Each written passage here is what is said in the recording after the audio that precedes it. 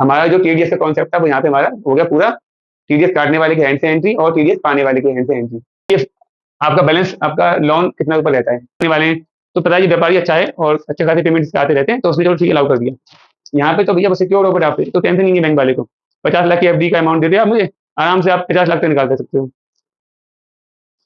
नमस्कार दोस्तों, accountant expert course की संडे फ्री क्लासेस में आपका स्वागत है।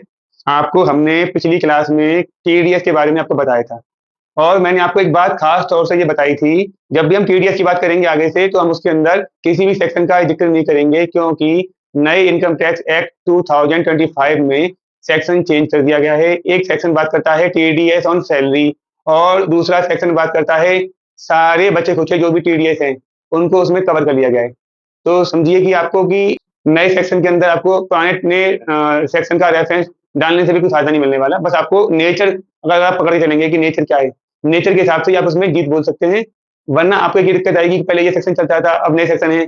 और इसके अलावा अगले मंथ से, यानी कि अप्रैल मंथ, जो अप्रैल मंथ का जो टीडीएस कटेगा वो सेक्शन जब कटेगा तो वो आपको अलग ही दिखाई देगा। जो लोग अकाउंटिंग का काम कर रहे हैं वो जानेंगे कि कितने बदलाव हो गए, सारे फॉर्म चेंज हो गए हैं। अकाउंटिंग भी आगे जो है आपकी वो नेचर ऑफ एक्सपेंसेस के हिसाब से ही आप लोग उसको टीडीएस के सेगमेंट खोलते जाएं, कि TDS on salary, TDS on contract, TDS on commission, TDS on rent, TDS on professional fees. हमने उसके अंदर जो नेचर के हिसाब से जो आपको टीडीएस का बताया था कि किस नेचर के में कितना टीडीएस कटेगा, उसके ही अकॉर्डिंग हमको आगे से स्टडी अपनी और करनी है, और अकाउंटिंग उसी हिसाब से करनी है। और मैंने आपको जैसे बताया था पिछली बार कि अब हमको नए हेड खोलने पड़ेंगे, क्योंकि पहले हमने हेड खोल रखे हैं उनके रेलेवेंट सेक्शन के हिसाब से। अब वो सेक्शन के आपको कंटिन्यू करना है या फिर नए हेड खोलने हैं, ये आपकी चॉइस है, डिपेंड आप पे करता है आप कैसे फॉलो करेंगे। लेकिन मैं आपसे कहूंगा बेटर ये है आप उसको नेचर से ही लेके चले, कॉन्ट्रैक्ट और अदर जो भी आपके सेक्शन है। और कोई अगर टीडीएस में आपको कोई रहता है रेलेवेंट, देखिए जो बिजनेस में चलते हैं कोर में मैंने आपको करा दिए हैं। एक है 194 क्यू को बात परचेज की करता है, कि आपने 50 लाख से ऊपर जिसकी परचेज की है उस पर आपको 0.1% टीडीएस काटना है, 50 लाख से ऊपर, बस इसमें इतना है। वो लास्ट टाइम रह गया था तो मैंने आपको वो बता दिया है। वो बस एक, अब तक तो ये था कि टीडीएस कटेगा 1 रुपए से, पर वहां पे 50 लाख की छूट कंपलसरी कर दी है। 50 लाख की छूट आपको है, उसके बाद काटेंगे। माना किसी से आपने 1 करोड़ रुपए का आपने ट्रांजेक्शन किया परचेज का, तो आप उसको जब पेमेंट करेंगे तो आपको उसका दिखना है कि 50 लाख रुपए का पेमेंट हमने जितना कर दिया उस पर टीडीएस छोड़ के बाकी का 50 लाख रुपए उस पर टीडीएस कटेगा 0.1% से। बहुत नॉमिनल अमाउंट आता है, बड़ा अमाउंट नहीं आता। लेकिन एक कॉम्प्लायंस है, इसके पीछे क्या है, इसके पीछे है ट्रेसेबिलिटी, कि किसको ट्रेस करना है, किसी भी ट्रांजेक्शन को। इसलिए वो सेक्शन बनाया गया है। वो ट्रेसेबिलिटी जो है उसी को फॉलो करना है, कि ट्रेसेबिलिटी कैसे पकड़े, कोई ट्रांजेक्शन कैसे हुआ। एक मेरे क्लाइंट का बता दूं आपको केस, उसमें 194C के अंदर सेक्शन कॉन्टैक्ट था पहले, मेरे उस क्लाइंट का टीडीएस कटा हुआ था 194C में। और वो बंदा मेरे पास जब आया था तो उसने उसके आगे सालों का वो इनकम टैक्स की फाइलिंग के लिए आया था। तब मैंने देखा था तो मैंने देख के बताया आपका टीडीएस कटा हुआ उन सालों में, और उसमें तो आपके ऊपर ऑडिट भी एप्लीकेबल है, उस पर भी आपको ऑडिट एप्लीकेबल थी, क्योंकि उस टाइम पे 40 लाख की लिमिट थी ऑडिट की। फिर उसके बाद 60 लाख की लिमिट आई ऑडिट की, बाद में फिर 1 करोड़ की लिमिट आ गई, और उस समय 40 लाख की लिमिट थी। तो मैंने कहा भाई टीडीएस की लिमिट से 40 लाख की एप्लीकेबल है, आप क्या करवा रहे हो। तो बोला कि वो तो जो साल छूट गए तो मुझे मतलब नहीं है, मेरा तो आपका फाइल कर दो। मैंने फाइल कर दिया जो मेरे पास सामने था, और जो पहले की टीडीएस है मैंने फाइल कर दी, बोला ये मत करो, इसको तो ऐसे ही पड़े रहने दो, कि उसको इनकम टैक्स से नोटिस आ गया। और ठीक 7 साल, यानी कि उस वाला फाइनेंशियल ईयर के बाद जो असेसमेंट ईयर था उसके उन्होंने विदिन 7 ईयर उन्होंने उसको नोटिस इशू किया था 29 मार्च को। और जैसे नोटिस आया, वो जो क्लाइंट था वो बंदा भाग गया था आगरा से छोड़ के, वो गायब था, क्योंकि उसको तो कोई कंप्लेंट करनी नहीं थी। वो नोटिस आया उस बंदे का, उसका जब नोटिस आया तो मेरे पास मैंने देखा, तो मैंने फिर उस बंदे से कहा कम्युनिकेट करने के लिए, पर वो बंदा मेरी ही पहुंच से बाहर था। तो टीडीएस क्या शिकंजा उस पे कैसे का था, वो अगर वो टीडीएस नहीं करता उसका कॉन्ट्रैक्ट वाला, तो वो बंदे को वो ट्रेस कर सकते नहीं थे। और ट्रेस कैसे किया उसको, उस वाले ट्रांजेक्शन से, क्योंकि जिस बंदे ने पेमेंट किया उसने टीडीएस काट लिया, तो टीडीएस काटा तो अब वो ट्रेस हो गया कि भाई ये वाला बंदा कोई काम करता था जिसमें कॉन्ट्रैक्ट में इसका टीडीएस कटा हुआ है, और इसने फाइलिंग नहीं की। देखो पहले तो फाइलिंग का फ्रॉड, दूसरा जो गलती उसके हाथ से हुई वो ऑडिट नहीं कराई। इनकम टैक्स में ऑडिट, उसमें ट्रांजेक्शन शायद 40 लाख की लिमिट तक कॉस्ट होती थी, और बाद में 60 लाख की लिमिट भी हो गई थी, पर उसके ट्रांजेक्शन करीब 1 लाख 1 करोड़ से ऊपर के थे, नहीं, नो नो, उस समय उसके ट्रांजेक्शन जो थे करीब 80 लाख के आसपास थे। तो मैंने कहा था भाई इसकी तो ऑडिट होनी थी, उस सालों में आपने क्यों नहीं कराई। बोले भाई मैंने नहीं कराई, उसे छोड़ो, आप करवा दो उसका आगे का। तो मैंने कहा जो मेरे को जो डॉक्यूमेंट दिए हैं उसके हिसाब से मैं फाइल कर रहा हूँ इन सालों की, क्योंकि उसने मेरे से केवल 2 साल फाइल करवाए थे, फिर बंदा वो गायब हो गया, ना आता पता लापता, उसका हाल बंदे का ये था।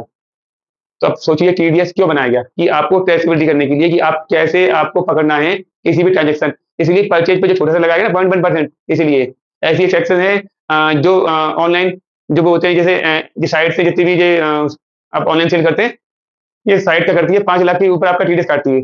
तो उस पे पहले टीडीएस की रेट थी 1%, बाद में 0.1% कर दी गई। तो वो भी इसीलिए किया गया है कि जो भी सेल कर रहे हैं ऑनलाइन के पोर्टल के थ्रू, और वो ऑनलाइन साइट पे उसका टीडीएस काटेगी 0.1%। उससे क्या है, वो ट्रेस कर सके। तो टीडीएस एक तरह से आपको ट्रैक करने का तरीका है कि आपको कैसे ट्रैक करें कि आपने कौन सा ट्रांजेक्शन कर लिया जिसका टैक्स जमा नहीं किया है, और टैक्स जमा नहीं किया है तो आपका वैसा टीडीएस तो काट लिया। भाई टीडीएस तो केवल एक नॉमिनल अमाउंट है। हो सकता है आपका अमाउंट ज्यादा हो इनकम का, या कम हो तो रिफंड क्लेम कर लोगे, और ज्यादा होगा तो टैक्स जमा करना पड़ेगा। अगर किसी का कोई सवाल रह जाता है टीडीएस में पूछने का, तो आप मुझे कमेंट करके व्हाट्सएप पे कैसे भी करके मुझे आप पूछ सकते हैं। अब तक हमने बात की थी कि हम किसी का टीडीएस काट रहे हैं तो क्या एंट्री पास करेंगे। अब हम बात कर लेते हैं, कोई हमारा टीडीएस काट रहा है तब हम अकाउंटिंग क्या करेंगे। तो कोई भी सेक्शन में टीडीएस कटा हो, हमें कोई मतलब नहीं, हमें तो टीडीएस की एंट्री पास करना समझना है कैसे एंट्री पास होगी। हमारे पास बस इतनी ही इन्फॉर्मेशन है कि मोहन एंड कंपनी ने हमारा टीडीएस काट लिया है 5,000 रुपए का। कोई इनकम का स्रोत कुछ भी नहीं पता, किस नेचर का है कुछ नहीं पता। हम कैसे एंट्री पास करेंगे इसकी। सिंपल सी बात है, हमारा टैक्स जमा हुआ है, तो हमारा जब टैक्स जमा किया मोहन एंड कंपनी ने हमारे बिहाफ पे उसने गवर्नमेंट को, सरकार को टैक्स जमा किया है। तो इसका मतलब ये हुआ, हमने उस पार्टी का एक पेमेंट एक्सेप्ट कर लिया। आप समझो कि पैसे हमको देते हैं, हम जमा करते हैं, उसने सीधे जमा कर दिया गवर्नमेंट को, तो हमारा टैक्स जमा हो गया एडवांस में। तो पार्टी ने पैसे दे दिए सरकार को हमारे लिए, तो हम पार्टी तो क्रेडिट हो गई। जब सवाल को लिंक करते जाओगे बनते जाएगा। पार्टी तो होगी क्रेडिट, उसने पार्टी ने पैसे दे दिए। और क्या डेबिट हो गई, गवर्नमेंट नहीं, टीडीएस डेबिट हो गया। TDS receivable. अब कौन सा रिसीवेबल क्यों, रिसीवेबल इसलिए क्योंकि टीडीएस जो कटा है इसको हम रिसीव कर सकते हैं, इनकम कम हुई और ज्यादा हुई तो टैक्स जमा कर देंगे। और पर रिसीवेबल इसलिए लिखते हैं कि हमारी ये एक एसेट बन जाती है, करंट एसेट। तो हम करंट एसेट के अंदर लेंगे टीडीएस को। क्लियर है ये वाला कॉन्सेप्ट। पार्टी ने हमारे लिए टैक्स जमा किया, तो जिसने दिया वो क्रेडिट, और हमारे पास में क्या आया, एक सर्टिफिकेट आ गया टीडीएस का आपका कटा हुआ नाम से। तो हमने अपने पास एक वो डेबिट हो गया, वो क्या डेबिट हो गया, टीडीएस, हमारा एडवांस टैक्स। कॉन्सेप्ट क्लियर हुआ एंट्री से। इधर टीडीएस, इधर पार्टी, पार्टी ने पैसे दिए तो पार्टी होगी क्रेडिट, डेबिट होगा टीडीएस, एंट्री बन गई। एंट्री को रिलेट कर मैंने क्या कहा, सवाल जब तक समझोगे नहीं एंट्री पास नहीं होगी। आपने सवाल समझ लिया, एंट्री पास ऑटोमेटिक होगी। तो एंट्री करते हैं आपकी, बहुत सिंपल अकाउंटिंग है, बस आप इसको बस समझिए। पैनिक होकर अकाउंटिंग करोगे तो नहीं आ पाएगी। पैनिक ना हो, पहले समझो कहीं पर फंस रहे हो तो थोड़ा सा माइंड रिलैक्स कर लो, पानी वानी पी लो, फिर अकाउंटिंग कर लो, किसी से पूछ लो, किसी सीनियर से। लेकिन पैनिक होकर काम नहीं होता है, अकाउंटिंग होती है फुल माइंड से। फुल माइंड से करोगे तभी आपका निकल के अच्छा रिस्पॉन्स आएगा। तो एंट्री पास क्या करनी है इसमें, हमने क्या समझा, हमारा टीडीएस कटा हुआ है 5,000 रुपए का, यानी कि हमारा ये टीडीएस था 5,000 का, ये गवर्नमेंट के पास डिपॉजिट हो चुका, डिपॉजिटेड। अब हम क्या करेंगे, ये हमारे लिए एक तरफ तो हो गया हमारी एसेट्स, करंट एसेट्स कही थी आपसे, करंट एसेट्स। इसमें हमारे लिए ये कैटेगरी में टीडीएस आपके नाम से आप रिसीवेबल, और उधर हम पार्टी को क्रेडिट कर देंगे कि पार्टी ने हमको पैसे उतने रुपए पेड कर दिए। ये एंट्री पास कर देते हैं। तो हमारी एंट्री पास होगी इसके अंदर, TDS receivable, account debit 5,000 to Mohan company. खत्म, ये एंट्री पास ही हो, खत्म। अब कहोगे सर अगर ये होता कॉन्ट्रैक्ट का तो वहां पे आप टीडीएस रिसीवेबल लिखते, हर जगह आपको टीडीएस रिसीवेबल लिखते। अब कहोगे सर इससे तो सर मालूम पड़ेगा नहीं कौन से मद में, कौन से ट्रांजेक्शन में किसके यहाँ से टीडीएस आया। नहीं, इसमें देखो एक बात समझने वाली ये है कि हाँ थोड़ा सा लॉजिकल रहता है कि आपने कहा कि मैं सेगमेंट वाइज खोल लूँ कि कहाँ कहाँ से मुझे टीडीएस मिल रहा है। अच्छी बात है सोच आपकी, तो वो कर सकते हैं। और अगर आपको ज्यादा कैटेगरी नहीं खोलनी, टीडीएस रिसीवेबल डाल दो, और बाकी चॉइस है TDS on contract receivable, TDS on rent, जितने भी आप चाहें वो कर सकते हैं। अल्टीमेट हेड जो कैटेगरी है वो रिसीवेबल की कैटेगरी आएगी करंट एसेट के अंदर। मैंने आपको इसलिए बताया ये शॉर्ट में, क्योंकि ये चीज में कुछ है भी नहीं ज्यादा। हमारा जो टीडीएस का कॉन्सेप्ट था वो यहाँ पे हमारा हो गया पूरा, टीडीएस काटने वाले के हैंड से एंट्री और टीडीएस पाने वाले के हैंड से एंट्री। अब हम बढ़ते हैं आगे, और मैं आपको थोड़े से कुछ टर्म्स कराऊं जो टर्म्स थोड़े काम आते हैं, क्योंकि जनरल तो हमारा चल ही रहा है, और जनरल के बीच में थोड़े से जो टर्म्स हैं काम के हैं वो पढ़ते हैं। जनरल में आपका टीडीएस का कॉन्सेप्ट हमारा करवा ही दिया मैंने, दोनों टर्म्स में, पेमेंट देने वाला और पेमेंट लेने वाला, दोनों टर्म्स में एंट्री पास कैसे होगी। अब जो है कुछ टर्म्स है, जैसे एक सुना होगा आपने सीसी अकाउंट। सीसी अकाउंट होता क्या है, सी अकाउंट फुल फॉर्म इसकी है cash credit account. Cash credit को बोलते हैं इसे, कैश क्रेडिट बोलते हैं, क्रेडिट हमने उधार लिया हुआ है। कैश मीन्स जब चाहिए तब कैश उधार ले लो उनसे, और जब पैसे खाते में आए आपको जमा करने हो डिपॉजिट कर दो, आपके पास जो पैसा है वो रहेगा जमा। अब कहोगे सर करंट अकाउंट भी तो है, करंट अकाउंट है, ये करंट अकाउंट जो है उसी से आपके पास कोई करंट अकाउंट चल रहा है और आपको पैसे की नीड है, आप उधार मांगने जाओगे बैंक से, बैंक उधार पैसे देगी नहीं आपको, तो कहेगी दो तरीके, या तो आप हमसे ओवरड्राफ्ट लेकर करवाएं, ओवरड्राफ्ट के लिए किसी से गारंटी दें, और आप चाहते हैं आपका अगर परमानेंट आपको पता है कि मुझे तो वर्किंग कैपिटल के लिए पैसा चाहिए, वर्किंग कैपिटल होती है कि रोज के लेन देन में ट्रांजेक्शन में पैसे चाहिए, क्योंकि पैसा कम पड़ रहा है हाथ में, इसलिए तो आपने क्या कहा कि बैंक से मुझे लोन दे दीजिए। लोन कितना, आपने कहा मेरे साहब 10 लाख का लोन दे दीजिए। अब आप कहोगे सर 10 लाख का लोन ले लेंगे फिक्स, तो उसको ब्याज देनी पड़ी हर महीने, ये वो वाला सिस्टम नहीं है। इसमें 10 लाख का जो जो लोन है, इसमें क्या नाम है इसका, कैश क्रेडिट अकाउंट। तो इसमें ये उन्होंने सिस्टम बनाया लिमिट का, कि लिमिट मानते हैं आपकी, और उन्होंने आपसे कहा लिमिट की, लिमिट आपसे कहा कि आपकी लिमिट कर दी 5 लाख की। ये खास बात बहुत है, अगर 5 लाख की लिमिट आपकी कर दी है, तो आप वहां से 5 लाख रुपए तक उधार पैसा ले सकते हो, यानी कि आप बैंक से पैसे निकाल सकते हो नेगेटिव बैलेंस, यानी कि आप पैसे लोन ले सकते हो 5 लाख तक का। 5 लाख के बाद नहीं लोग देंगे, सब इसके ऊपर नहीं। पहली चीज ये, लोग करंट अकाउंट में सुविधाएं लोन मिलने की नहीं है, पर करंट अकाउंट पर जो सीसी अकाउंट है, ये बने इसके लिए कि जो भी व्यापारी लोग हैं वो आराम से इसमें व्यापार कर सकते हैं। अब इसमें और क्या फायदा है, आपने 5 लाख रुपए साहब लिमिट है, तो हमसे 5 लाख रुपए सीधे निकाल ले एक बार में, निकाल लो, कुछ फर्क नहीं पड़ रहा बैंक वालों को, ब्याज लगती रहेगी आपके ऊपर। पर ज्यादातर लोग निकालते किस लिए, कि 5 लाख लिमिट है, जरूरत पड़ी 50 साल की नीड पड़ी पेमेंट करने की, पेमेंट कर दिया, कभी नीड पड़ी 1 लाख की, पेमेंट कर दिया, कहीं कहीं कहीं से पैसा आ गया 1 लाख रुपए, वो डिपॉजिट हो गया, यानी कि पैसे आ भी रहे हैं और पैसे जा भी रहे हैं। Incoming of funds, out going of funds. अब ये डिपेंड करता है इस मैटर पे कि आपका बैलेंस, आपका लोन कितना ऊपर रहता है। इसका सबसे बड़ा एग्जाम्पल आपको अगर समझना है तो, जो वो थी प्रधानमंत्री मुद्रा योजना, मुद्रा योजना में बताया गया था आपको, मुद्रा योजना में 50,000 रुपये बताया गया, 50 का लोन ले लो, 2 लाख का लोन ले लो, फिर 5 लाख का, 10 लाख का, तो क्या नाम है लोन के लिए उसमें काफी लोगों ने अप्लाई किया और खूब बिजनेस किया उसमें।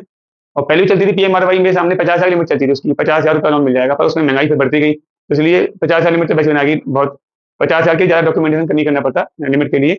और इसके अंदर आप 5 लाख का ले लिया, 10 लाख का ले लिया, आपकी चॉइस है। तो सरकार इसमें कुछ लगातार देती जा रही है कि आप व्यापार कीजिए, जो व्यापारी वर्ग है छोटा, उसको दिक्कत क्या आती है, फंडिंग की, पैसे की कमी पड़ रही है, कैसे व्यापार करें, इसी फंडिंग की कमी को दूर करने के लिए बनाया गया ये।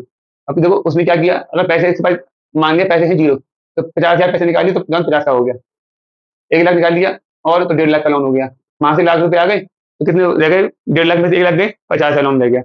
तो इसका मतलब ये रहा कि जो बैलेंस है आपका, डेली बैलेंस मान लो कैश भी करके, तो उस बैलेंस के पे ही आपका ब्याज काउंट होगा। आप कहोगे माना सर मंथ में 20 बार बैलेंस हमारा चेंज हुआ, बिल्कुल 20 बार बैलेंस चेंज हुआ तो उसके अकॉर्डिंग ही ब्याज लगेगी, यानी कि अगर लोन का अमाउंट कम है आपके ऊपर, मान लोन का अमाउंट 5,000 रुपये रह गया, आपने लोन करते रहे, आप कहोगे सर सुबह से शाम तक लोन हमारा ऐसे होता रहा कि पेमेंट कर दिया, सुबह से शाम तक पेमेंट कर दिया 5 लाख का, और 4.5 लाख पेमेंट आ गया, तो कितनी लगेगी, 50,000 रुपये की फिर ब्याज लगेगी। आप कहोगे सर माना हमारा महीने भर के अंदर ऐसा रहा कि पूरे महीने में हमने रोज की रोज लेन देन करते रहे, पर हमारे पास किसी भी दिन हमारा ऐसा नहीं किया कि हमारे पास लोन रहा हो 10,000 रुपये का, तो 10,000 रुपये के हिसाब से ब्याज लगेगी, यानी कि बैलेंस किस पे लगा ब्याज, लोन की जो बैलेंस है, डेली बैलेंस जो बच रहा है उस पर ब्याज लगेगा। ये बहुत सिंपल भाषा समझने की है कि इसका फायदा क्या है। अब इसमें किसका नुकसान है, लॉस किसका है इसके अंदर, जिस व्यक्ति को एक वन टाइम लोन लेना था, वन टाइम लोन, एक बार लोन ले लिया और मैं चुकाते रहूंगा ईएमआई, वो उसके लिए नहीं है। आप कहोगे सर व्यापार में तो ये बहुत काम का है, आप कहोगे व्यापार में तो ये बहुत काम का है, अच्छी व्यापार में तो काम करिए, पर बहुत से व्यापारी होते हैं जिनको पसंद ही नहीं लोन लेना। पहले के टाइम में लोग लोन लेना अपने आप में बहुत समझते थे, बहुत बड़ा अपराध था कि लोन क्यों लें, जो पूंजी उसकी काम करेंगे।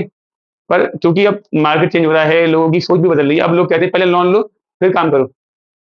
आज की डेट में कोई एक कार लेने जाता है ना, तो वो पहले बंदा लोन की फाइनेंस की बात करता है, उसके बाद जाके कार खरीदता है। तो ये तो व्यापार हो गया, तो व्यापार में तो लोन के लिए लोग कहते हैं कि बिना लोन के व्यापार चलेगा कैसे, और हर किसी को लोन चाहिए। मैंने देखा है बहुत से लोग तो केवल लोन लेने के लिए ही जीएसटी नंबर अप्लाई करवाए थे, एमएसएमई बनवाए थे अपना, केवल लोन लेने के लिए। तो लोन तो इसमें लोगों के लिए अफीम चरस की तरह हो गया है कि लोन चाहिए चाहिए, चाहे नीड हो या ना हो, लोन लेना ही है, वो चॉइस उनकी है। और बहुत से लोग ऐसे हैं जो कि भैया कहते हैं यार लोन का ये अकाउंट चल रहा है, फालतू में बंद कराओ, बड़ी हत्या लग गई, लोन तो ले लिया मजे मजे में, मैं 50 60 खर्च भी कर दिया रुपये उस समय, और भी जो आजकल क्या है, सीधे आदमी जाता है तो बैंक वाले घुमा देते हैं उसको, फिर वो मिलता है उसको वहाँ पे एक दलाल, और दलाल की आजकल भाषा अलग हो गई है। तो दलाल बंदे को 5-7% उन्होंने कमीशन दिया, कैश में जाता है, नंबर एक में तो जाता नहीं, और वो नंबर एक, वो दो में बंदा वो पैसे ले लेता है। अब बैंक में सेटिंग उसकी है, कैसे है वो करके उसको लोन आपके पास करा देगा, और उसके उसके लोन पास करवाने के लिए बंदा आपका जीएसटी नंबर अप्लाई करवा, और जाने क्या क्या अप्लाई करवा देगा नंबर आपके हाथ से, और पैसे भी ले लेगा आपसे अच्छा खासा।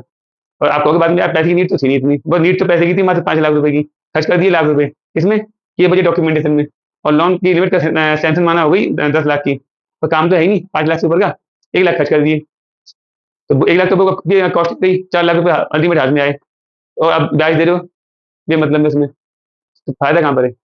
तो वही है कि आज के लोगों को ज्यादा वो है तो लोन लो। अब आप कहोगे सर ये लोन बंदा क्यों देगा सरकार हमें? लोन देती है इस बेस पे कि आप बिजनेस करो, बिजनेस के लिए आप उनको बताओगे हमारा क्या प्लान है, बताओगे प्लान वगैरह, और कहोगे सर और इसके अलावा क्या है, इसके अलावा एक चीज इसमें ये है कि जो लोन देंगे आपको वो आपके जो आपके सैलरी डेटर्स होते हैं, यानी जिन लोगों से हमको पैसा लेना है, और हमारा क्लोजिंग स्टॉक, हमारा स्टॉक और ये जो डेटर, इन दोनों का वो देखते हैं बैलेंस क्या है हमारी बुक्स में। अब कोई व्यक्ति ये उसने कहा कि सर मेरे पास इस महीने 5 लाख के डेटर्स हैं और 10 लाख का स्टॉक है, तो बैंक को रिपोर्ट दे दी आपने क्वार्टरली, हर 3 महीने में रिपोर्ट जाती है, बहुत सी बैंक मंथली मांगती है, हर किसी बैंक की अपनी अलग अलग रिक्वायरमेंट है। तो आपने उनको जैसे दिया उसी हिसाब से वो करवाते हैं आपसे, डिटेल्स वगैरह आपसे मांगते जाते हैं, आप डिटेल्स देते जाते हैं, तो हर क्वार्टरली, हर मंथली, हर ईयरली। मेरे पास क्लाइंट का फोन आया कि सर मेरा सर लोन लिया था, लोन मुझे खत्म करना है, तो मैं उसको क्या पैसे कैश जमा कर दूं? मैं कर दे भाई तेरे पैसे हैं। तो उसने वो अपना वो पैसे कैश जमा करा के लोन खत्म कर दिया। क्यों? क्योंकि वो बैंक वाले बोले कि अपनी क्या आगे का वो है बना के प्लान दो, और बोला कितना खर्चा आएगा प्लान का, तो भाई किसी ने बताया होगा बाजार में कि 10-15 हज़ार रुपये बन जाएंगे आपके, प्रोजेक्ट रिपोर्ट बनवा, एस्टिमेटेड बैलेंस शीट वगैरह तमाम, प्रोविजन बैलेंस शीट तमाम चीजें मांगी उससे। तो अब मेरे पास बोला कि इतना खर्चा होगा, मैंने कहा थोड़ा खर्चा कम ले लूंगा मैं आपसे, तो खर्चा तो हो गई होगा। तो बोला कि ये भैया लोन चलाना क्यों है? मत चलाओ, पैसा है जमा कर दो खत्म। तो इसका समझे आप लिंक? मैंने आपको तो ये कहानी से ही समझ में चीज़ मेरे को याद रहती है। तो मैंने कहानी में बताया आपको कि ये मैंने लोन लिया, हम हमारी पार्टी ने 5 लाख का लोन लिया, और पैसे इस तरह से उसने पैसे दिए और पैसे लिए खाते में। तो ये खाता किस पे वो है इसका? इस खाते ने किसको कर रखा है आपके अपने यहाँ कंट्रोल में? जिसने ले रखा है कंट्रोल में डेटर्स। तो दूसरा क्या ले रखा है आपके? स्टॉक। ये स्टॉक और डेटर, इसके ऊपर इसका वो है पहला कब्जा। अगर आपकी बिजनेस किसी बंदे का इंसॉल्वेंट होता है, हिंदी में बोलते हैं दिवालिया, दिवालिया होता है, तब उस बंदे के सबसे पहले जो दो ये हैं डेटर्स और स्टॉक, इस पे बैंक आगे अपना कि लिए कि पहले पैसा हम लेंगे ये वाला, उसके बाद की बात करेंगे।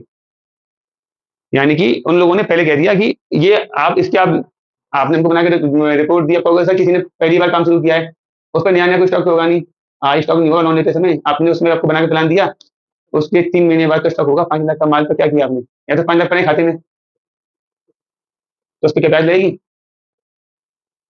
अगर आपका कॉन्सेप्ट क्लियर, आप कहोगे तो ब्याज ब्याज लगेगी या नहीं लगेगी? ब्याज अगर हमारे पास, पहले तो ये समझिए, पहले तो ये समझिए कि हमारे पास ये लिमिट सैंक्शन करते हैं, लिमिट सैंक्शन करते हैं, तो हमारे पास खाते में कितने रुपए आए थे? हमारे पास खाते में 1 रुपया भी नहीं आता। आप कहोगे सर लिमिट 5 लाख की हमको सैंक्शन किए, तो 5 लाख रुपए खाते में आ गए। 5 लाख खाते में नहीं आए हमारे पास, ये 5 लाख रुपए वो हैं जो खाते में नहीं है, पर हमको ये चाहिए तो मिल जाएंगे, हमको ऐसे चाहिए तो मिल जाएंगे, ये वो वाले पैसे होते हैं। अब कहोगे सर मतलब क्या हुआ? मतलब ये हुआ आपको नीड है तो मिल जाएगा पैसा। अब सोचो आपके खाते में पैसा पड़ा हुआ है, जैसे आपके सेविंग अकाउंट है, सेविंग अकाउंट क्या होता है? हमारे पैसा जमा होता है, जितने पड़े हैं पैसे निकाल सकते हैं, इसमें पैसे पड़े नहीं है। आपने उनसे केवल एक कहते हैं ना, आपने यहाँ इतने रुपए 5 लाख तक की आपने लोन लेने की अनुमति प्राप्त कर ली, एक स्वीकृति मिल गई बैंक से कि आप 5 लाख तक की सुविधा ले सकते हो लोन की, ये वो है। बहुत से लोग सोचते हैं कि सीधे खाते में पैसे आ गए, खाते में पैसे नहीं आए भाई, ये केवल जी क्या हुआ है, आपको एक मिली है स्वीकृति 5 लाख की। तो ये 5 लाख का जो अमाउंट था, पैसे इसमें से ऐसे निकाले, ऐसे जमा हुए, और ब्याज तभी लगेगी जब आपके खाते में कोई भी आपने लोन ले रखा है। आप कहो मैंने ऐसा लोन लिया ही नहीं, मैंने 5 लाख की लिमिट तो करवाई थी, पर मेरे खाते में हमेशा जमा ही पैसे पड़े हैं, साल भर से लाख सवा लाख रुपए 2 लाख रुपए पड़े हैं कैश में। कैश मतलब जमा है पैसे, डिपॉजिट वहां पे। तो बैंक आपसे ब्याज चार्ज करेगी नहीं करेगी? कहीं खाता बंद कर दे बैंक आपसे? कभी नहीं कहेगी खाता बंद कर। क्यों? उनका ग्राहक चला हुआ है, तो ग्राहक के पास लिमिट तो है 5 लाख की, पर यूज नहीं की, नीड बढ़ गई, तो बैंक को तो फायदा है इस चीज का कि जो लोन लेगा तो बैंक की इनकम किसमें? बैंक की इनकम किसमें है? लोन लेने में। तो अगर आप लोन वहां से नहीं लोगे तो बैंक आपसे खाता बंद नहीं करनी कहेगी। हाँ, आपसे रेगुलरली अपने जो ये डेट और स्टॉक वाले, इनसे वो मांगते रहेंगे, इनके हमको आप रिपोर्ट ला के देते रहो, हर क्वार्टरली, हर 3 महीने में ऐसे करके रिपोर्ट ला के दो, बहुत मंथली मांगते हैं, मंथली रिपोर्ट देते रहो। As per banking terms, bank के हिसाब से सिस्टम होता है। तो सीसी अकाउंट का कॉन्सेप्ट क्लियर होगा मेरे हिसाब से आपका। अगला अकाउंट ओवरड्राफ्ट, ओडी अकाउंट। अगर आप सीसी अकाउंट से कंफर्टेबल है तो ओडी अकाउंट को समझिए, ओवरड्राफ्ट अकाउंट।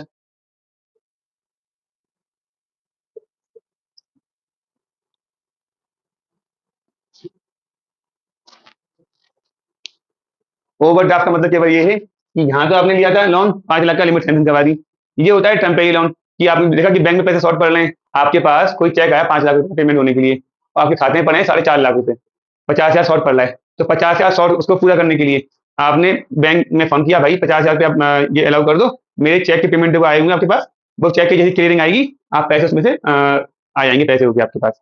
यानी कि 50 हजार वो केवल हमने कहा कि हमारे जो चेक आपके पास मुझे आए हुए हैं, यानी होता है ना चेक सेंड फॉर कलेक्शन, यानी तुमने चेक भेजे पैसे क्रेडिट होने के लिए, अभी वो क्लियर नहीं हुए हैं, तो उसके जो वाले पैसे हैं, माना 2 लाख के चेक पड़े, तो सब 50 हजार रुपये आपके उसमें से बराबर हो जाएंगे, तो 1.5 लाख का बिल बच जाएगा। बुराई तो है नहीं इसके अंदर।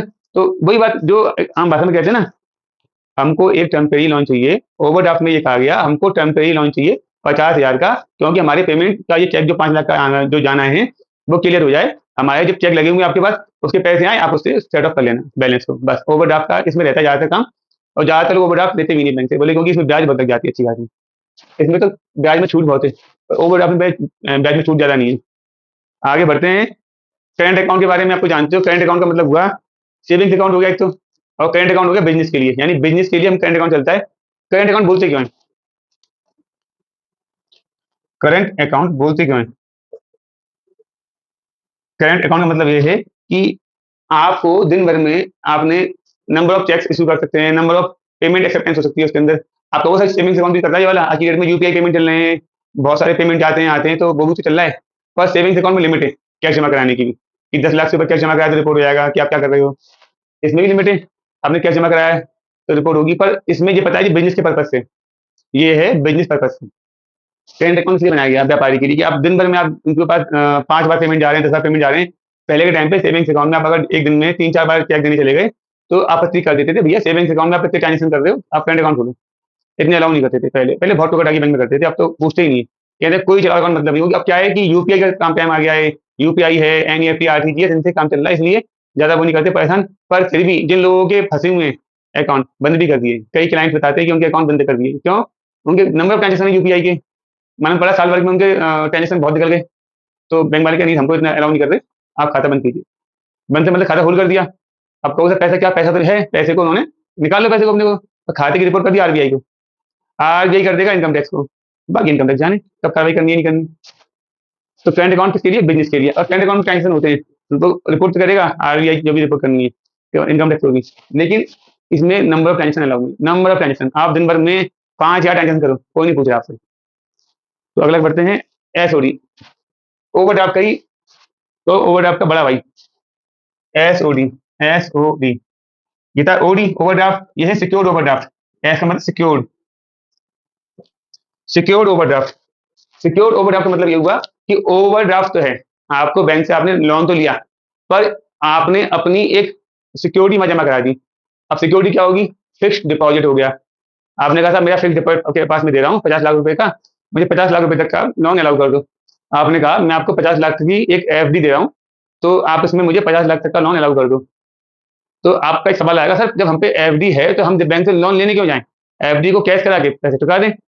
पर दिक्कत ये है, मुझे केवल चाहिए 5 लाख रुपए, 50 लाख में से 5 लाख रुपए चाहिए, 45 लाख रुपए का जो अमाउंट है वो बेमतलब में कैश हो जाएगा, और ब्याज भी कम मिलेगी, क्योंकि एफडी में क्या होता है जितने दिन के हिसाब से ब्याज चेंज हो जाती है आपकी। आपने अगर एक समय लिया आपने 2 साल के ऊपर का, तो ब्याज दिख जाएगी आपको 6.5%, और आपने जहाँ उसमें दिन लगा दिए आपके 20 दिन में आपने लेके एफडी तोड़ दी, तोड़ना मतलब एफडी को कैश करवा दिया जाए, तो उसमें क्या होगा, आपको वो ब्याज का अमाउंट जो है कम मिलेगा। तो लोग कहते हैं भाई 5 लाख रुपए चाहिए, 50 लाख का अमाउंट है, तो मैं इसको वहाँ पे जमा कर दूंगा बैंक में, और बैंक मुझे लोन दे देगी 50 लाख तक का, मैं 5 लाख यूज करूंगा, बाकी पैसे फिर दोबारा अपने व्यापार में आ जाएंगे, तो मेरी एफडी फ्री हो जाएगी। बहुत से लोगों ने ऐसा कर रखा है और बहुत से चल रहा है। अब कहोगे सर बैंक को फायदा क्या मिल रहा है? बैंक को फायदा मिल रहा है, एक तो बैंक का पास आपका एफडी जमा है, एक सिक्योरिटी हो गई, सिक्योर सिक्योर हो गया। ये ओवरड्राफ्ट अनसिक्योर्ड था बैंक के पास, पर उसके पास केवल ये था कि आपके जो कुछ चेक आने वाले हैं, तो पता है ये व्यापारी अच्छा है और अच्छे खासे पेमेंट आते रहते हैं, तो उसने चलो ठीक अलाउ कर दिया। यहाँ पे तो भैया सिक्योर ओवरड्राफ्ट है, तो टेंशन ही नहीं बैंक वाले को। 50 लाख की एफडी का अमाउंट दे दिया आप मुझे, आराम से आप 50 लाख तक निकाल सकते हो। आप कहोगे सर 50 लाख तक निकाल दिया, तो जो रुपए निकाले और वो आपकी एफडी एफडी तोड़ी भी नहीं, तो एफडी का ब्याज भी ले रहे हो, यहाँ ब्याज देनी नहीं पड़ रही, नहीं ब्याज तो देनी पड़ रही है, कितनी ब्याज देनी पड़ रही है, एफडी की ब्याज से 1% ऊपर, माना आपकी एफडी 6.5% की एफडी है, तो आपको 7.5% में आपको ब्याज पे मिल जाएगा लोन। ये भी समय के हिसाब से, माना आपने 50 लाख की एफडी लगा दी और 5 लाख का लोन लिया मात्र 15 दिन के लिए, तो 15 दिन की ब्याज चार्ज करेगा वो, किससे, 7.5% के हिसाब से। फायदा मिल गया आपको, केवल 1% आपको अमाउंट देके 15 दिन का काम चल गया, आपकी 50 लाख रुपए सिक्योर हो गए, टेंशन नहीं है आपको कि अभी थोड़ी होने को। आज की डेट में आपके पास बहुत से लोग आप जानते हो कि बैंक के अंदर आपकी जो एफडी अपने खाते से लिंक किया, तो उसमें आप एक फंक्शन होता है ऑटो स्वीप का, मैं फंक्शन चाहता हूँ ऑटो स्वीप का, अगला फंक्शन ऑटो स्वीप है मेरे पास पहले से, तो ऑटो स्वीप का फंक्शन है, वो वाला काम करता है कि आपने क्या किया, अपने आप ही ये चीज मेंटेन कर ली, तो वो भी इस तरह से काम करती है। तो ये वाली जो है एसओडी, ये सिक्योर ओवरड्राफ्ट, आप बैंक में प्रॉपर जाओगे। मेरे क्लाइंट था, एक क्लाइंट ने क्या किया, उसने बैंक से मुद्रा लोन ले रखा था, 5 लाख का लिया था, फिर उसने 10 लाख की लिमिट की करवा दी थी। अब बोला मुझे पैसे की नीड पड़ रही है, तो मैंने कहा तुम्हारे पास एफडी करवाई थी तुमने, बोले हाँ एफडी कराई थी, मेरे पास करीब 6.5 लाख की एफडी है। मैंने वो जाके बैंक में दे दो, और बैंक वाला तुम्हें 6.5 लाख रुपए तक का आराम से इशू कर देगा। तो वो कह रहा मुझे तो 90%, में हाँ 90% कोई दिक्कत थोड़ी ना है, तो 6.5 लाख का 90% अमाउंट बंदे को मिल गया बैठे बैठाए, और एफडी भी टूटी नहीं। बोला ये सही है, मेरा अभी 10 लाख की लिमिट तक हो गई, और यहाँ पे ये करीब 90%, मान लो करीब मोटे मोटे 6 लाख मान लो, 6 लाख की उसको मतलब मिल गया फैसिलिटी, तो 16 लाख का उसके पास हो गई लिक्विडिटी, वो काफी है उसके हिसाब से। तो कहीं ना कहीं फायदा मिला, एसओडी का, एसओडी बड़ा फायदेमंद करता है इस मामले में, क्योंकि एफडी आपको तोड़ना नहीं है, और आपको पैसा लंबे समय तक लोन लेना भी नहीं है, जो लंबे समय तक लोन नहीं लेना, तो एसओडी काम अच्छा करता है। अब जब कोई सिक्योरिटी नहीं है, वो बेटा तो ही क्या करता। अब बात करते हैं ऑटो स्वीप की। ऑटो स्वीप जो है, ऑटो स्वीप जो है उसके अंदर अच्छी बात यह है कि वो आप चाहो तो आप खुद ही मैनेज कर सकते हो, अगर आपने बैंक में जाके इसको एक्टिव करवा रखा है। जैसे आपके पास सेविंग अकाउंट है, आपके पास सेविंग्स अकाउंट है, उसमें भी ऑप्शन दिया होता है आप ऑटो स्वीप करवा लो, तो आपको जाके अपनी बैंक जाओ कि सर मेरे अकाउंट में आप ऑटो स्वीप का फंक्शन लगा दो। हर बैंक के नियम होते हैं, किसी ने कहा आपको 25,000 के ऊपर अमाउंट होगा आप ऑटो स्वीप में कर देंगे। आप लोगों को समझ में नहीं आ रहा कैसे, आप बताओ। हम बात कर रहे हैं बिजनेस के सेविंग अकाउंट कर रहे थे, हम बात करते हैं करेंट अकाउंट से, बेटर भी करेंट अकाउंट।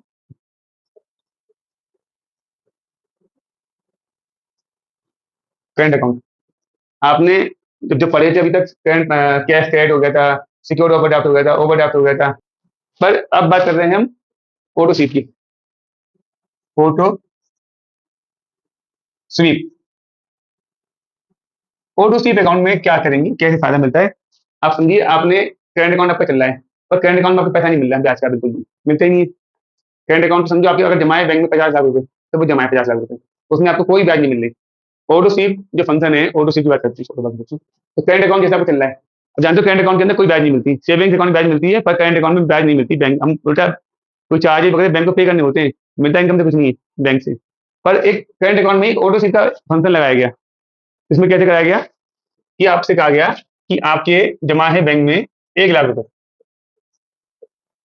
डिपॉजिटेड है करंट अकाउंट में, आपसे कहा गया आपके खाते में जमा 1 लाख रुपए डिपॉजिट कर रखे हैं आपने, तो बोले आप इसके अंदर 25,000 रुपए की लिमिट लगा दो कि 25,000 बैलेंस रहना चाहिए, और इसके ऊपर जो भी अमाउंट होगा वो ऑटो स्वीप अकाउंट में ट्रांसफर कर देंगे। तो जैसे यहाँ पर आपको बैलेंस इतना रखना है, 1 लाख जमा है, तो यहाँ 75,000 रुपए ऑटो स्वीप में आ गए, इस पे इंटरेस्ट मिलेगी, इंटरेस्ट आपको रिसीव होगी इसमें।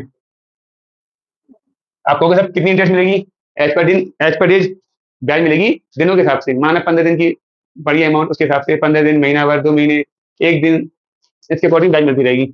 और इसमें फायदे मिलते हैं आपको, कभी देखोगे आपको कि 115 मिल गए, फिर माना बैलेंस अपने फेस के अंदर आपने पैसे निकाल लिए, अब कहोगे सर कि इसमें दिक्कत भी तो आएगी, पैसे मांगने आए तो पैसे देंगे नहीं, नहीं बोलेंगे ऑटो स्वीप है ना, आपको हम 1 लाख के पैसे निकाल सकते हो, तो माना आप पैसे निकालने आए, आपने से पैसे मांगने आए यहाँ से 25 मांगने आ गए, चलो ऐसे समझ लो, तो कितना बैलेंस हो गया, जीरो बैलेंस हो गया, तो यहाँ पे 25 फिर आ जाएंगे, यहाँ कितना जाएगा बैलेंस, जाएगा यहाँ पे 50,000, उस पर ब्याज मिलेगी, माना अब ये ब्याज मिलती रहेगी दिन के हिसाब से। अब इसका जो गैप है, अब दो इसका गैप है इन दोनों का, वो ब्याज है, और जब मेरे से 15 ब्याज है ना, ये जो इनके वो है डेज, डेज के अकॉर्डिंग ब्याज मिलेगी, माना 115 ब्याज मैंने अमाउंट बच्चे लगा दिया है, माना ये 30 दिन के बाद, मान लो 30 दिन का ये गैप रहा, 115 ब्याज मिल गई। अगला आपका कोई ट्रांजेक्शन हुआ, वहां पे आपने खाते में जमा कर दिए 1 लाख रुपए, जमा कर दिए खाते में, तो यहाँ से फिर क्या होगा, यहाँ पे जो पैसे एक्सेस है 1 लाख जमा हो जाएंगे, कितने हो गए, 1.5 लाख हो गए। अब 1.5 लाख में क्या होगा कि यहाँ से यहाँ तक की बन रही थी, तो अब तो यहाँ से यहाँ तक का समय जो भी होगा वो डेज हो ही गई। मैंने यहाँ पे डेज बैठे 20 डेज, उसकी ब्याज होगी वो। अब आपकी जैसी 1.5 लाख हो जाएंगी, यहाँ पे नया अमाउंट बन गया। अब ये ड्यूरेशन कब तक का रहेगा, इसके अकॉर्डिंग आपको ब्याज मिलती जाएगी। आप कहोगे सर ये तो बड़ा फायदा है, जो हमारा जो करंट अकाउंट है जो हमको कभी पैसे देता नहीं था, अब पैसे दे भी रहा है हमको वो कमा के, हाँ पैसे कमा के दे रहा है। आपकी एक तरह से टेम्परेरी एफडी बनती जा रही है, और वो एफडी आप यूज भी कर सकते हो, चाहे पैसे निकाल सकते हो। बस इसके लिए पहले आपको बैंक में जाके एक ऑटो स्वीप की रिक्वेस्ट लगवानी पड़ती है, सर मेरे खाते में ऑटो स्वीप एक्टिव कर दो। तो मिनिमम उनका होता है 25,000 जमा, 50,000 जमा, 1 लाख जमा, उनकी शर्तें होती है, उसके हिसाब से होता है। माना आपको 25 के अलाउ कर रहे हैं तो 25 का हो गया, किसी का लिमिट 5,000 की है, सब 5,000 रुपये आप ऑटो स्वीप कर सकते हो, तो 5,000 ऑटो स्वीप में लगा दिए। बैंक को फायदा है।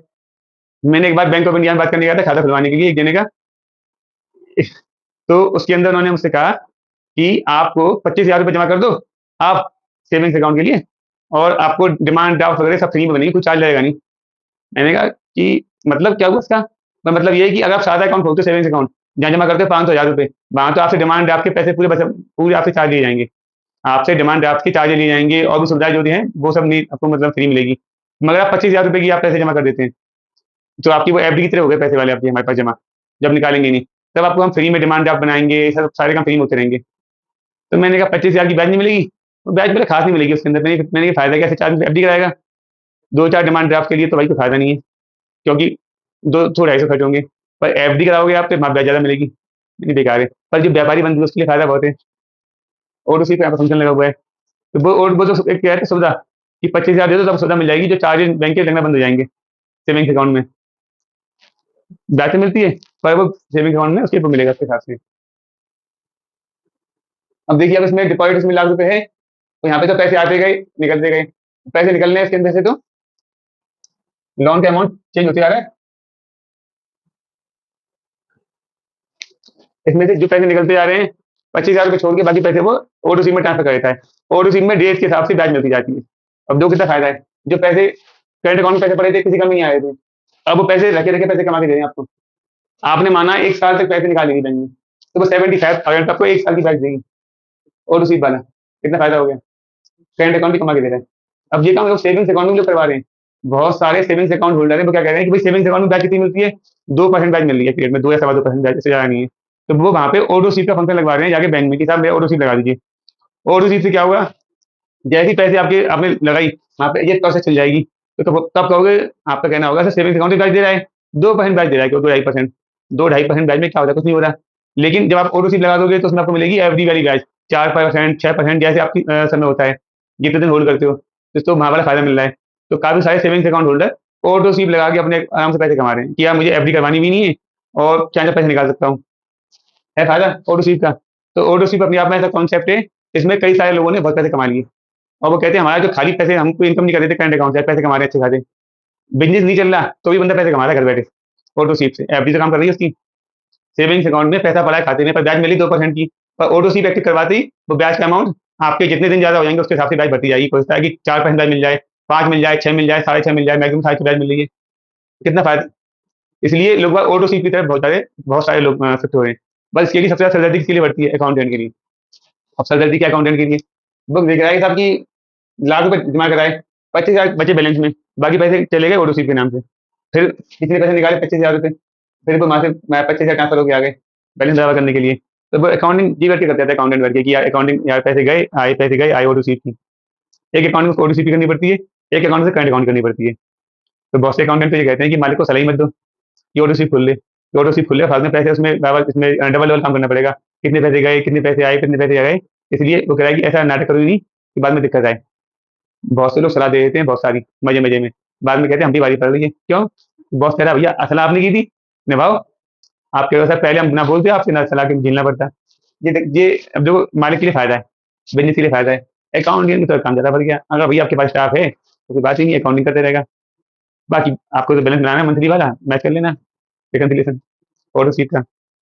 अगला टॉपिक है क्रेडिट कार्ड, जो बहुत ही ज्यादा लोग बार इस समय यूज कर रहे हैं, और जिनको नहीं मालूम उनके लिए अच्छी क्लास रहेगी, और जिनको मालूम है वो थोड़ा अपडेट कर लें अपने आप को। क्रेडिट कार्ड, क्रेडिट कार्ड के बारे में मुझे पहले नहीं पता था। क्रेडिट कार्ड क्रेडिट कार्ड के बारे में मैंने जब फर्स्ट टाइम पढ़ा था, तब मैं सुन के ही चौंक गया था कि क्रेडिट कार्ड को लोग कहते क्या है और ये वास्तविक में है क्या। ज्यादातर लोग क्या थे उसमें 55 डेज में पेमेंट की आपको लोन की फैसिलिटी है। एक सामान्य आदमी कहता था कि 50-55 दिन की फैसिलिटी है, 50 डेज की फैसिलिटी, इस तरह से लोग कहते थे। या 50 से 55 दिन की फैसिलिटी लोन की मिल जाती है, आराम से काम हो जाता है। पर उससे पूछा कैसे? वो क्या कहता था, भैया मालूम नहीं, बस यार वो ठीक है, ऐसे चल रहा है। मतलब क्रेडिट कार्ड के बारे में लोग अब भी नहीं जानते, बहुत से लोग कैसे काम कर रहा है। हाँ, जिसने क्रेडिट कार्ड पेमेंट किया है और यूज कर रहा है, वो जान गया है कैसे यूज करना है क्रेडिट कार्ड को। आप कहोगे सर क्रेडिट कार्ड तो बहुत कॉमन है, क्रेडिट कार्ड जैसे डेबिट कार्ड, क्रेडिट कार्ड होता है। आपके पास जो जमा आपके आपके पास आपके बैंक अकाउंट में जो पैसे जमा है, वो तो आपके सेविंग्स अकाउंट में होते हैं, वो आप डेबिट कार्ड के थ्रू पैसे निकाल सकते हैं। ये तो आपका डेबिट कार्ड हो गया, जो पैसे जमा है उसके हिसाब से। क्रेडिट कार्ड क्या करता है काम? क्रेडिट कार्ड क्या है, पैसे जमा कोई खाते में आपके पास नहीं है, आप हमसे पहले लोन ले लो, खर्चा कर लो लोन लेके, और फिर उसका पेमेंट कर देना। और ये सुन के ज़्यादातर लोग, अरे साहब लोन मिल रहा है और पैसा खर्च कर मजा आ गया, लोगों को बड़ा खुशी, अरे साहब मेरे को तो क्रेडिट कार्ड से मिल जाएगा। क्रेडिट कार्ड फैसिलिटी अच्छी है, पर इसमें एक दिक्कत भी है, और इसका कॉन्सेप्ट क्या है वो भी समझ लो तो दिक्कत आपको समझ में अपने आप आ जाएगी। और जो क्रेडिट कार्ड यूजर है, उसे वैसे तो मालूम ही है, पर फिर भी बेटर अंडरस्टैंडिंग के लिए केवल आप देख सकते हैं एक बार, आप देख सकते हैं जो क्रेडिट कार्ड होल्डर है वो तो जानते हैं कि किस तरह से इसमें फायदा मिल सकता है। बाकी आप एक बार कॉन्सेप्ट जब देखेंगे तो मालूम पड़ेगा कि क्या आपको मालूम है और क्या बैंक के नॉर्म्स होते हैं उसके हिसाब से चलना पड़ता है। चलिए करते हैं इसके बारे में। आपने क्रेडिट कार्ड आपने लिया, तो क्रेडिट कार्ड में एक कहते हैं आपको कि 50 दिन की साथ छूट मिल जाएगी। कोई बैंक कहती है 55 दिन की, मैं ज़्यादातर आज की डेट में 50 दिन देख रहा हूँ, हमें 55 डेज किसी बैंक में दिखाई देते नहीं है, ज़्यादातर 50 डेज की बात करते हैं कि आपको 50 डेज की फैसिलिटी है। और कैसे काम करती है वो देख लेते हैं। मैं यहाँ से तो डे 1 से डे 50,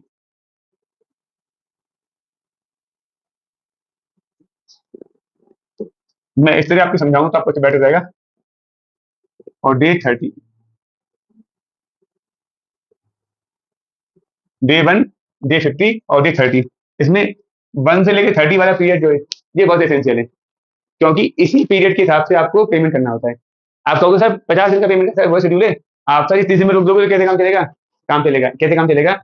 वो एक बात कहते हैं, आपने जो एक तारीख मान लो, किसी महीने की एक तारीख 1 जनवरी मान लो, आपने 1 जनवरी से आपकी बिलिंग शुरू होगी, क्योंकि वो आपको इस पीरियड की बिलिंग करते हैं 1 से 30 तक की। तो आपसे क्या कहते हैं कि आपने 1 जनवरी 2026 से आपने जो भी एक्सपेंसेस आप करते जाओगे, इसमें पैसे जो भी आप एक्सपेंसेस करते जाओगे, एक्सपेंसेस लोन ले लिया आपने उससे, और आपने कोई ईएमआई वाला काम करवा दिया उससे, कोई ईएमआई आपने कोई लिया, परचेज वगैरह कर ली, कोई आपने टूर ट्रैवलिंग कुछ भी टूर कर लिया, कोई आपका टूर में अच्छा खासा पैसा खर्च कर लिया। ये बहुत सारे 1, 2, 3 और भी तरह के इसमें ट्रांजेक्शन कर सकते हो। तो उसने कहा आपसे 1 जनवरी से लेके और 30 जनवरी तक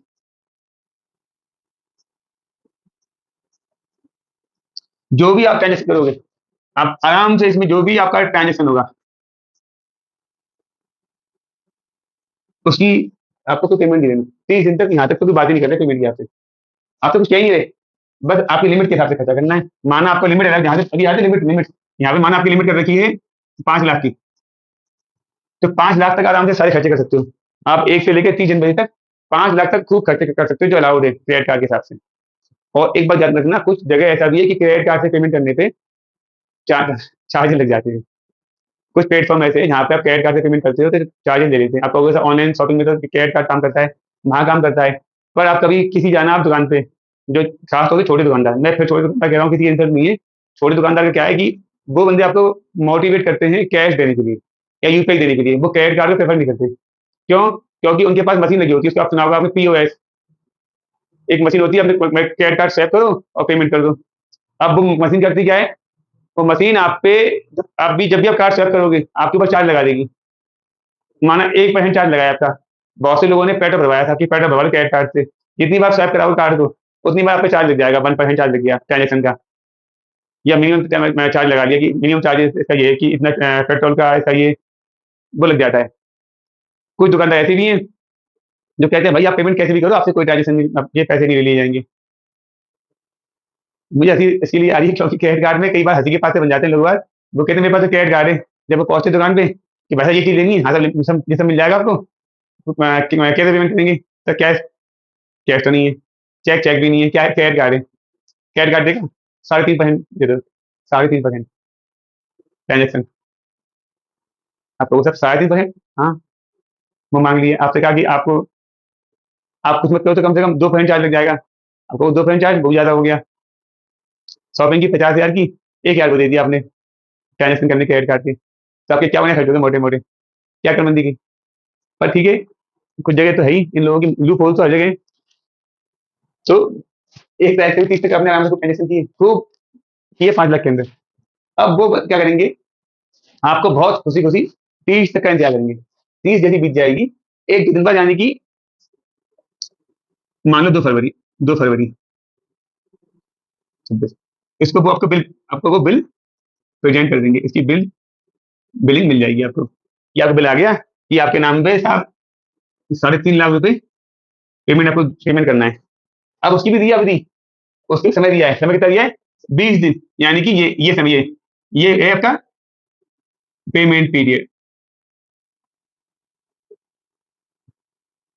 यानी कि आपको 20 दिन दे दिए बिल के बाद। आपको बिल तो 2 तारीख को आया, बिल जनरेट तो 30 की हो गया, 30 खत्म होती बिल जनरेट हो गया।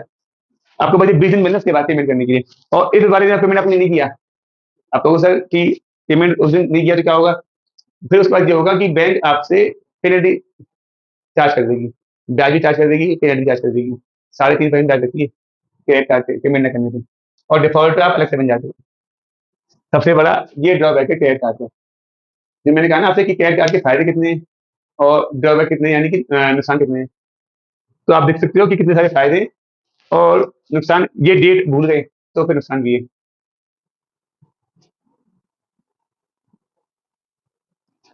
यानी कि क्रेडिट कार्ड के नाम पे मज़े-मज़े में शॉपिंग तो कर लो, 3.5 लाख का जब बिल दिखाई देगा ना, तब आप कहोगे यार पेमेंट। अच्छा, इसमें एक बैंक ये भी करती है, देखिए बड़ा पेमेंट आपका हो गया ना 3.5 लाख रुपए का, आपको फिर वो मैसेज भेजना शुरू कर देती है बैंक कि आपका पेमेंट अमाउंट बड़ा हो गया है, तो आप चाहो तो इसको ईएमआई में कन्वर्ट करवा लो। ईएमआई यानी कि इक्वली मंथली इंस्टॉलमेंट। आप इसको एक तरह से लोन हो गया आपका, एक लोन ऊपर एक और लोन। उस ईएमआई में यदि कन्वर्ट कराओगे, तो आपका ये वाला पेमेंट यहाँ से पेड मान लिया जाएगा और आपका एक लोन शुरू हो जाएगा आराम से बैंक का। और फिर से यूज़ करो क्रेडिट कार्ड अगले महीने।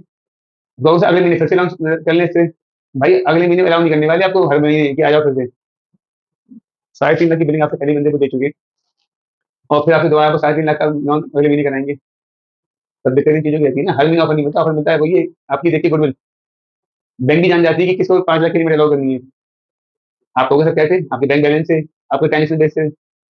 कई लोगों की लिमिट है कि साहब 50 लाख तक की लिमिट है क्रेडिट कार्ड पे, यूज़ नहीं करते, और जितने उन्होंने यूज़ कर ली 50 लाख की लिमिट और उसको ईएमआई में कन्वर्ट करवा दिया अगले महीने, उनको भूल के भी ईएमआई की वो सुविधा मिलने वाली नहीं है।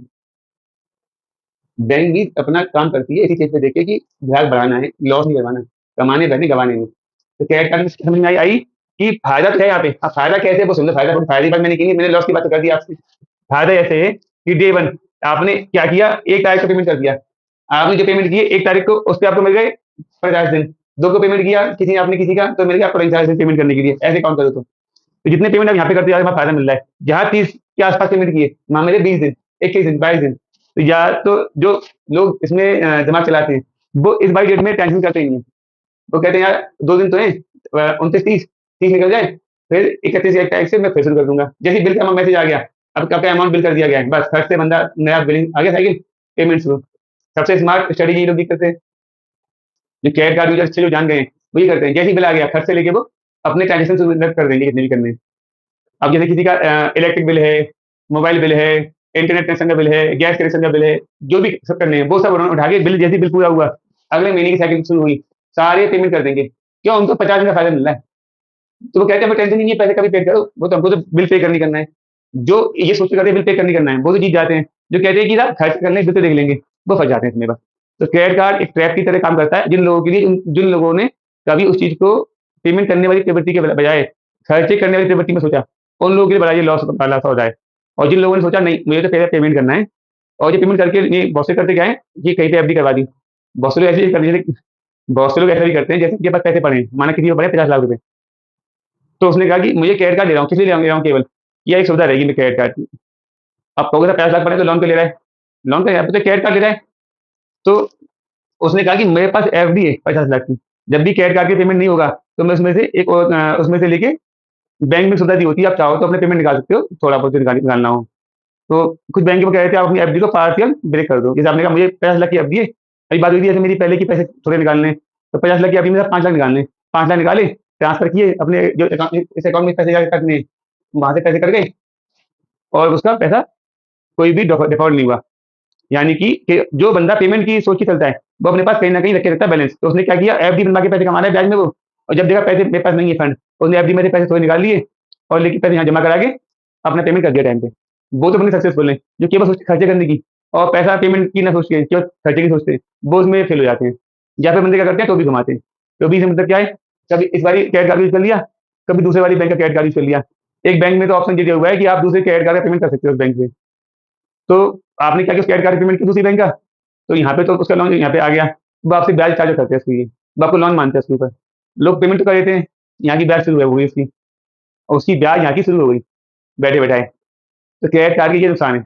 और इसके अलावा क्रेडिट कार्ड का बहुत से लोग क्या करते हैं कि पैसे तो खाते में है नहीं, पैसे कैश में है, वो कैश जाके पैसे जमा कराया है। तो उसमें क्या करते हैं, वो इनकम टैक्स डिपार्टमेंट के पास वो रिपोर्ट भेज देते हैं क्रेडिट कार्ड कंपनी कि जो भी पेमेंट कैश में आया, वो हमको रिपोर्ट भेज दो। तो दिखाई दे किसी बंदे का साहब 6.5 लाख कैश जमा कराया है इसने, साल भर के अंदर, 1 महीने में नहीं, साल भर में 6.5 लाख जमा कराया है, 8 लाख कैश जमा कराया है, किसी ने 2 लाख जमा कराया है। इस तरह से वहाँ पे रिपोर्ट हो जाती है। तो क्रेडिट कार्ड का ये वाला कॉन्सेप्ट है। फायदा है उन लोगों की जो पेमेंट करने की रखते हैं प्रायोरिटी पे, और जो केवल खर्चे की प्रायोरिटी रखते हैं उनके लिए बहुत नुकसान है। आप कहोगे जो बंदा भागी जाए, उसकी तो बात ही लगे, उसकी तो बात ही लगे जो भागी जाए। तो इसलिए क्रेडिट कार्ड सोच समझ के लीजिए, अगर क्रेडिट कार्ड ले रहे हैं। और क्रेडिट कार्ड लेने का मतलब ये भी है आपके लिए, क्रेडिट कार्ड एक सुविधा के साथ साथ एक जिम्मेदारी भी है। जिम्मेदारी के साथ क्रेडिट कार्ड लो, बहुत बढ़िया आपके लिए, बहुत वेल एंड गुड। क्योंकि मैं बताऊँ आपको एक चीज़ कि एक बड़े सिविल, जो लोग लोन वोन का कभी मैं पढ़ा पाला लोन से, वो जानते हैं सिविल क्या होती है साहब। CIBIL, सिविल की भाई फुल फॉर्म डाल देना, और फुल फॉर्म देख के सिविल का मतलब क्या है देख लेना। सिविल बताती है कि आपके पास कितना पेमेंट करने की आपकी अवेलेबिलिटी है, कि आप कितने बार पेमेंट टाइम पे कर देते हो, और आपके पास क्या गुडविल है आपकी। सिविल सब लेके आपकी रिपोर्ट दे देती है कि इस बंदे ने कितनी बार डिफॉल्ट किया, कितनी बार चेक बाउंस हुआ इसके बैंक में, कितनी बार उसका बैंक का लोन का जो अमाउंट था वो उसने पेमेंट नहीं किया टाइम पे, कितनी बार उसने लोन को क्रेडिट कार्ड को ईएमआई में कन्वर्ट कराया। सिविल सब चीज़ों की लेके चलती है। अब तो सरकार ने सिविल में काफ़ी छूट कर दी है कि हर पहले तो सिविल चलती थी मंथली, अब वो कह रहे हैं कि सिविल को मंथ के बजाय वीकली वगैरह में करो, दोबारा से रीअसेसमेंट। पहले क्या होता था कि आपको सिविल पहले ठीक करना मुश्किल बहुत था, अब गवर्नमेंट इसमें काम कर रही है कि सिविल ठीक आपकी हो जाएगी।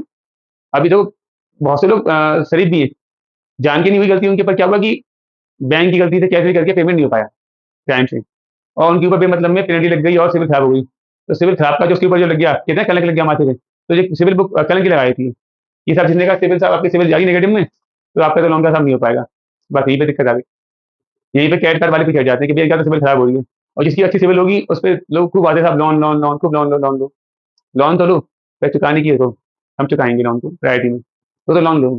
वरना लोन तो पहले के लोग तो लोन देते नहीं थे। पहले के लोग क्या कहते थे, ना लोन लो, ना मुसीबत को मोल लो। मोल मतलब मुसीबत से पाला ले,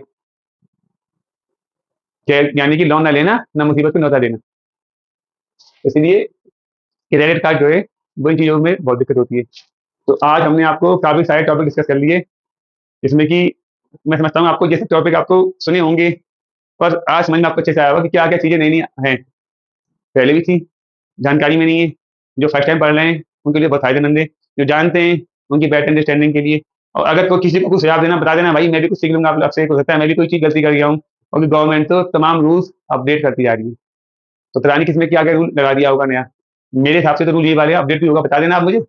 और इसके अलावा कोई डाउट्स हो तो बताइएगा, क्योंकि पिछली क्लास के जो जो मैंने पढ़ाई, उसमें लोगों के डाउट्स नहीं आए। वो क्या पूछ रहे हैं, "सर सेक्शन तो आपने खोला नहीं, सर सेक्शन तो बताया नहीं।" मैंने कहा भाई सेक्शन जब पहले कहते हो सेक्शन भाई बढ़ा के आपको और दिक्कत होने वाली है। सेक्शन से पुराने वाले इनकम टैक्स एक्ट में, जो 31 मार्च 26 के बाद वो इर्रेलेवेंट यानी किसी काम का नहीं है। पर आप कहोगे सर बेकार तो आपका, आप कहोगे सर वो बेकार कैसे हो गया? बेकार तो नहीं हुआ। पर जब अगले 1 अप्रैल 2026 से नया जब इनकम टैक्स रूल लग गया, तो पुराने वाले सेक्शन काम में नहीं आएँगे, पुराने वाले फॉर्म काम में नहीं आएँगे, पुराने वाले टीडीएस के सेक्शन काम में नहीं आएँगे, तो आप क्या करोगे उसका?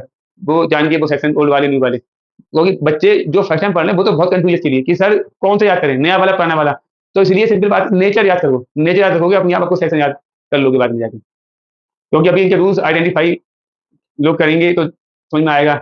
तो इसलिए फ्रेश पढ़ने में मज़ा आता है, इसलिए पहले सेशन में अच्छे से आप फ़ोकस कीजिए। और बाकी आपके जो भी कमेंट्स हो मुझे बता दीजिएगा। व्हाट्सएप पे, फेसबुक पे, आपके इंस्टाग्राम पे और यूट्यूब पे, सब जगह मैं अवेलेबल हूँ। तो आपका जो भी डाउट हो, परेशानी हो, मुझसे आप इसमें आप मुझे भेज सकते हैं अपने मैसेज। और आज के लिए इतना ही। मिलते हैं आपसे अगले हफ्ते। धन्यवाद।